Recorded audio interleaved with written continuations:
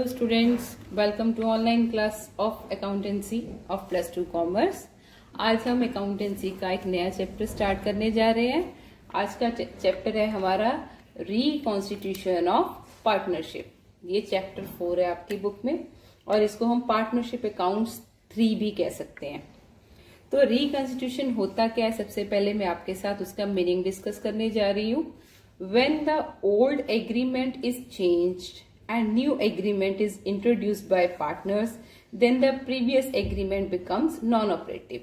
इस लाइन का मतलब है कि जब भी पार्टनर्स की पार्टनरशिप में कोई भी चेंजेस आ जाते हैं, उनके एग्रीमेंट में कोई चेंजेस आ जाते हैं, तो उनका पुराना एग्रीमेंट जो है वो रद्द हो जाता है और उसके बदले में एक नया एग्रीमेंट तैयार किया जाता है।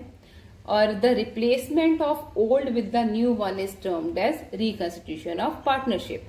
जब हम पुराने एग्रीमेंट को कैंसिल करके नया एग्रीमेंट बना देते हैं तो उसको कहते हैं replacement of old with the new one, और इसी को कहते हैं रिकॉन्स्टिट्यूशन ऑफ फर्म।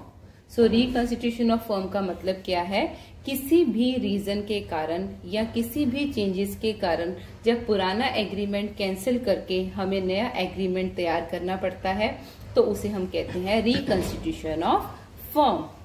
अब नेक्स्ट है circumstances when reconstitution of a firm take place.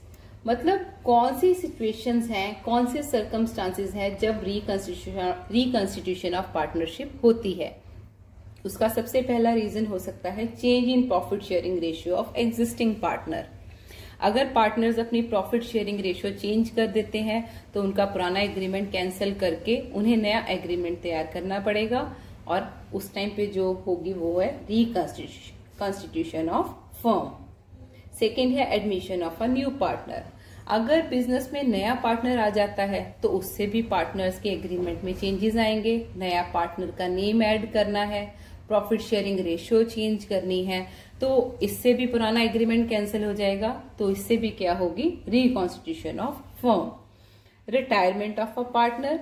अगर मान लो ABC 3 पार्टनर्स अपनी पार्टनरशिप चला रहे हैं और उसमें से B रिटायर हो जाता है, अब A और C रह गए, उन्हें अपना एग्रीमेंट दोबारा बनाना पड़ेगा। तो ये रीजन भी हो सकता है रिकॉन्स्टिट्यूशन का। डेथ ऑफ अ पार्टनर, वो भी वही बात होगी कि अगर कोई पार्टनर बिजनेस में से चला जाता है बट ड्यू टू डेथ, तो उसकी वजह से भी पुराना एग्रीमेंट कैंसिल होकर नया बनेगा और उसे भी हम कहेंगे reconstitution of partnership.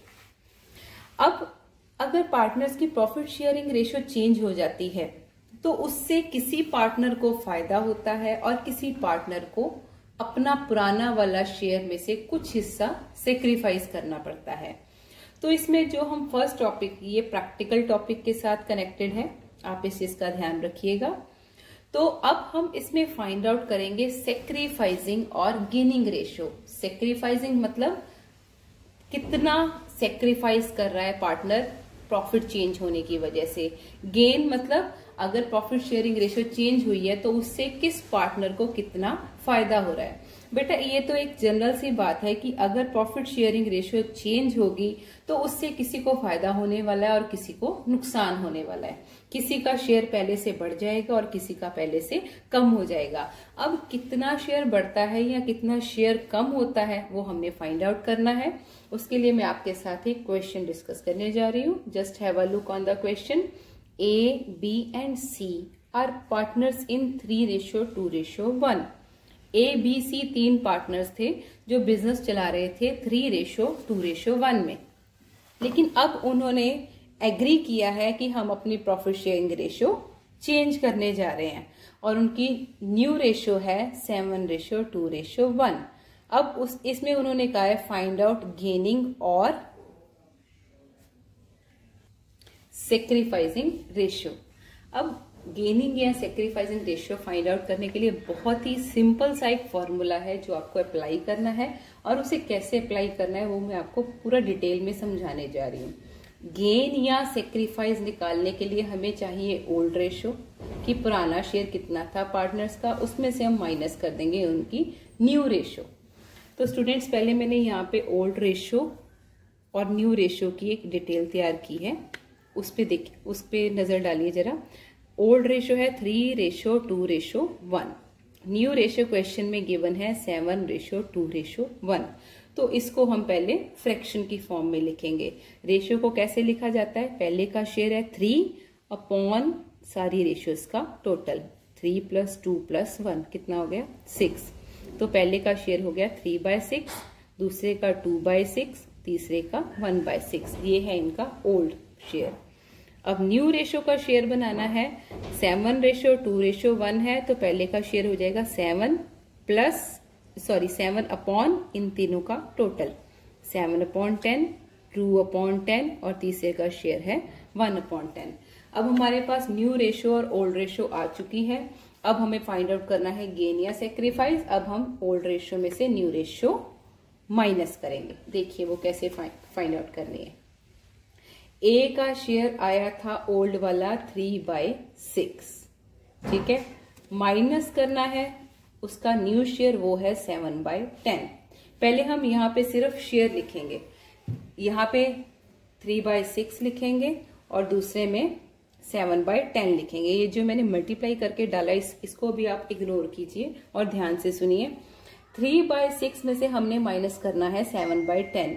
Students, I hope ये चीज आप 5th में कर चुके हो और आपको याद होनी चाहिए, क्योंकि आपने मैथ्स में बहुत बार यूज किया होगा कि जब भी हमें माइनस या प्लस करना होता है फ्रैक्शन वाली वैल्यूज को, फ्रैक्शन किसको बोलते हैं, जिसका न्यूमरेटर होता है और डिनोमिनेटर होता है। जब हम इसको माइनस करते हैं तो पहले हमें उसका लेना पड़ता है एलसीएम।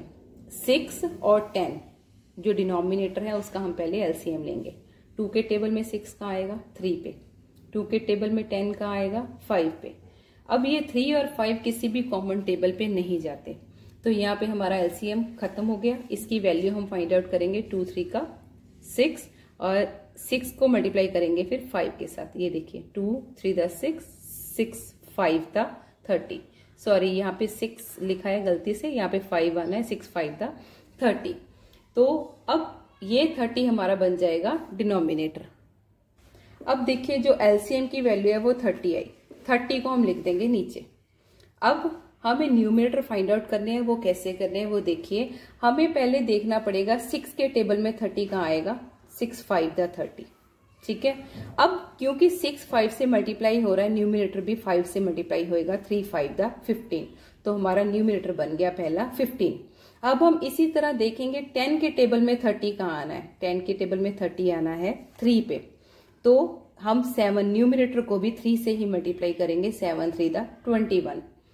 अब 15 में से 21 को माइनस करिए, हमारा आंसर -6/30 चला गया।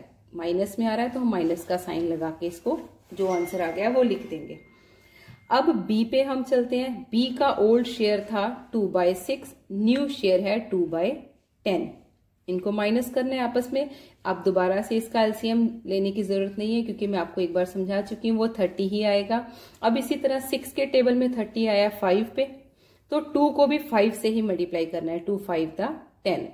10 के टेबल में 30 आया 3 पे, 3, तो 2 को भी 3 से मल्टीप्लाई करेंगे, आएगा हमारा 6।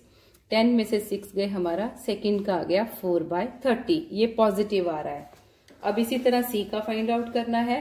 सी का 1/6 ओल्ड शेयर था, इसमें से माइनस करना है न्यू शेयर, वो है 1/10। तो अब हमारा इसका भी जो डिनोमिनेटर है एलसीएम लेके 30 आएगा। अब हम देखेंगे 6 के टेबल में 30 का आना है, 6 5 × 30, तो 1 को भी 5 से मल्टीप्लाई कर दीजिए, 5 आ गया। 10 के टेबल में 30 का आना है, 10 3 × 30, तो 1 को भी 3 से मल्टीप्लाई कर दीजिए, यहाँ पे आ जाएगा 3।